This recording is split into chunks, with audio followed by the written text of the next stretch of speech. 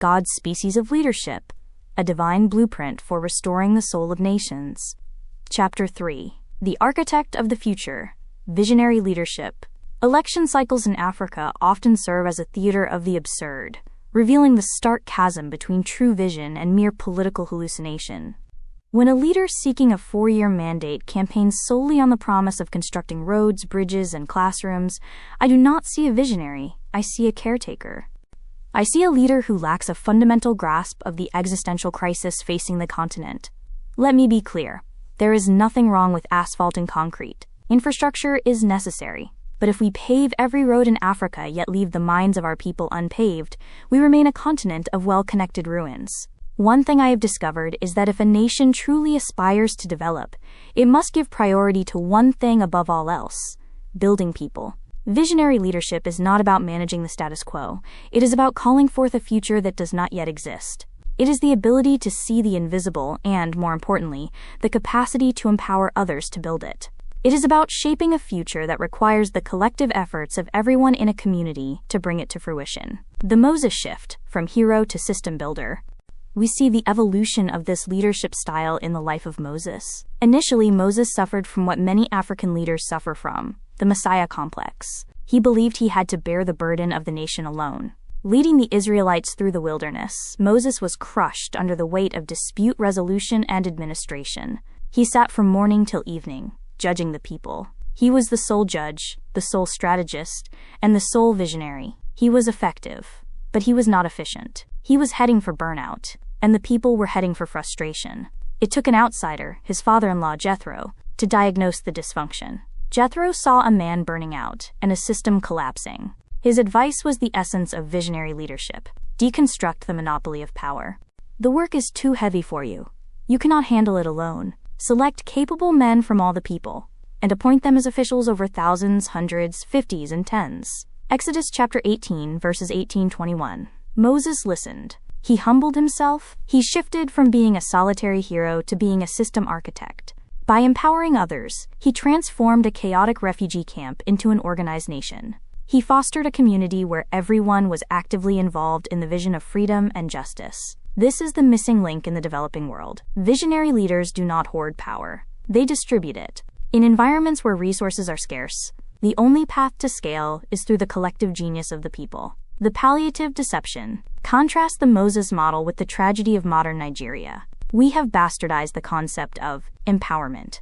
In our political lexicon, empowerment has been reduced to the weaponization of poverty. Politicians distribute loaves of bread, bags of rice, or token sums of money, often less than $25, to market women, capture the act on camera, and call it human capital development.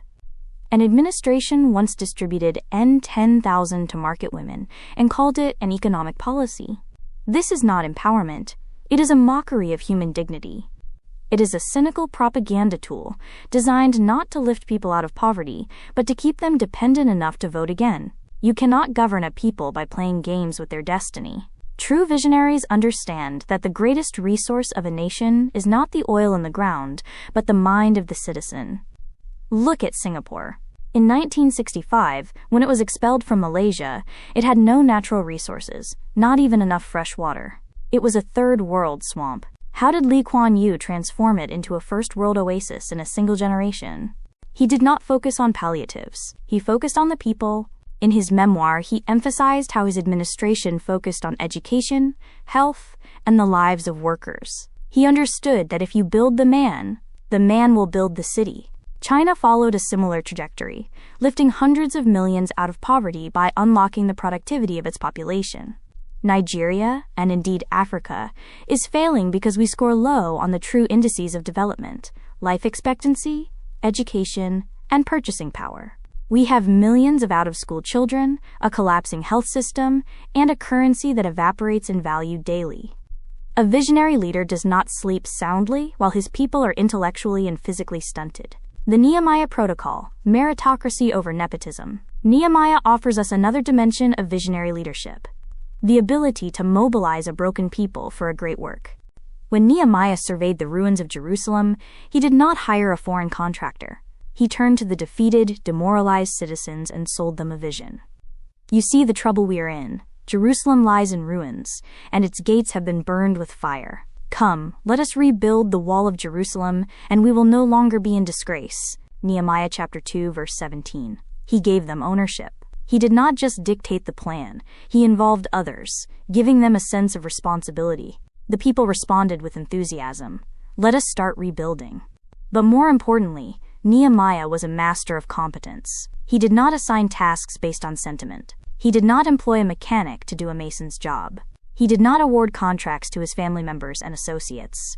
In modern Africa, our leadership selection process is fatally flawed. We do not hire for competence, we hire for connection.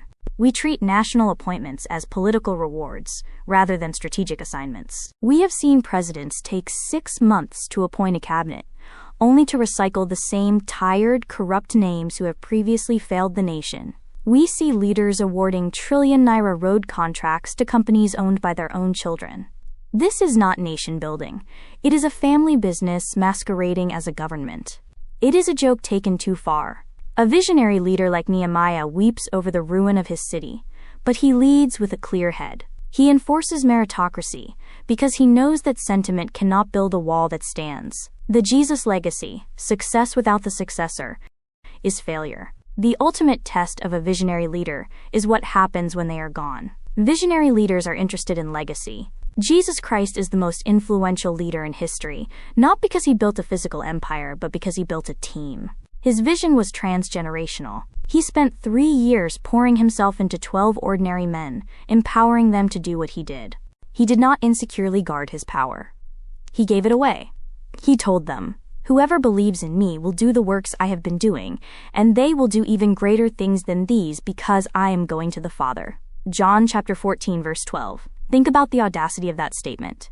A visionary leader wants his followers to be greater than himself. In the developing world, leaders cling to power until death. They are terrified of successors. They destroy young talent because they fear being outshined. This is the hallmark of insecurity, not leadership. True leadership is about legacy. It is about identifying the untapped potential in the youth, the women, and the marginalized, and giving them the tools to fly.